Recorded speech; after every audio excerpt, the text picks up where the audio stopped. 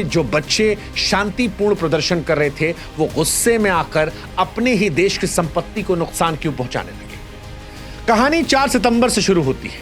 4 सितंबर 2025 को ओली सरकार ने Facebook, Instagram, YouTube, WhatsApp, x समेत 26 प्लेटफॉर्म बैन कर कहा रजिस्ट्रेशन नियम तोड़ रहे हैं। बच्चे जो थे वो यहां परेशान हुए क्योंकि उन्हें लगा कि नेता का लड़का जो है वो तो आलीशान जिंदगी जी रहा है और यहीं से नेपो किड्स और नेपो बेबीज हैशटैग शुरू किया गया।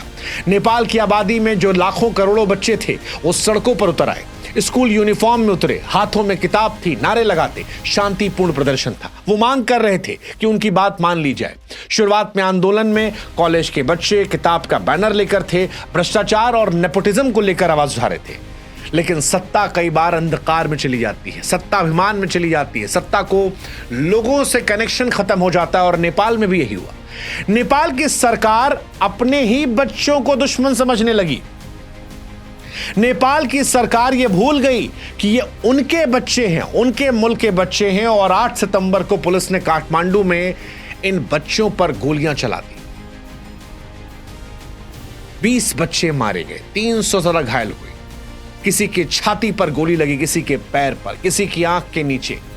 एक 22 साल का बच्चा संसद के बाहर नारा लगाते हुए पैर में गोली खा गया। एक और वीडियो आया जिसमें बच्चे कह रहे थे कि छाती पर गोली खाई, ये नेपाल का खून है। एक जूता दिखाई पड़ा जो खून से सना हुआ था, मृत छात्र का, सोशल मीडिया पर वायरल हुआ। लोगों ने हैशटैग चलाया ब्लडी शू नेपाल और यह हैशटैग, ये तस्वीरें दुनिया भर में ट्रेंड की। ये वो तस्वीर थी जिसने नेपाल के लोगों के मन में गुस्सा भर दिया। ये वो तस्वीर थी जिसने दुनिया को दिखाया कि नेपाल की सरकार ने कैसे नेपाली बच्चों के साथ दमन किया। ये वो तस्वीर थी जिसके बाद इन बच्चों ने शांतिपूर्ण प्रदर्शन को छोड़ दिया और फिर जो कुछ हुआ वो दुर्भाग्यपूर्ण था। राजीव गांधी साहब ने एक बार इंदिरा गांधी जी की मौत के बाद कहा था कि जब बड़ा पेड़ गिरता है तो धरती हिलती रहती है। 20 बच्चों की मौत हुई थी। ये बच्चे अपना आपा खो बैठे और फिर फायरिंग का आदेश देने वाले डीजीपी को प्रदर्शनकारियों ने मार दिया। वो मीडिया चैनल जो बच्चों के हित की बात नहीं दिखा रहे थे, जो सरकार के भोंपू बने बैठे थे, उन चैनलों पर हमला कर दिया गया। टीवी स्टेशन को आग लगा दिया गया, मंत्रियों को निशाना बना दिया गया।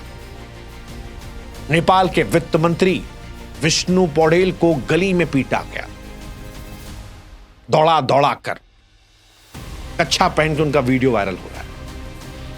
नेपाल के ऊर्जा मंत्री दीपक खड़का के घर से लाखों रुपए हवा में उड़ा दिए गए।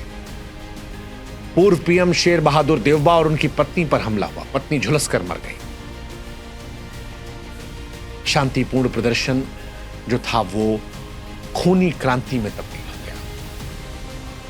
हालांकि यह सब रुक सकता था अगर नेपाल के प्रधानमंत्री अपनी कुर्सी से मुंह छोड़ देते, क्योंकि सबको पता था कि जब बच्चों पर गोलियां चली तब प्रदर्शन उग्र हो गया था। नेपाल के प्रधानमंत्री चाहते तो आज ये घटनाएं रुक सकती थी, क्योंकि नेपाल जब जल रहा था तब भी ओली कुर्सी का मुंह पकड़े बैठे थे, कुर्सी नहीं छोड़ रहे थे। 20 मौत के बाद भी जिद थी। इस्तीफे से पहले सेना से सुरक्षा मांगी, हालांकि फिर सेना ने कहा कि पहले कुर्सी छोड़ो।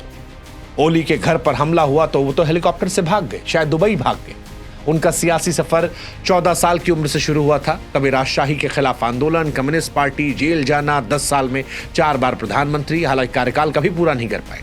चीन के करीबी आधा दर्जन मंत्री का भी इस्तीफा हुआ। लेकिन इन सब के बीच में नेपाल जलता रहा।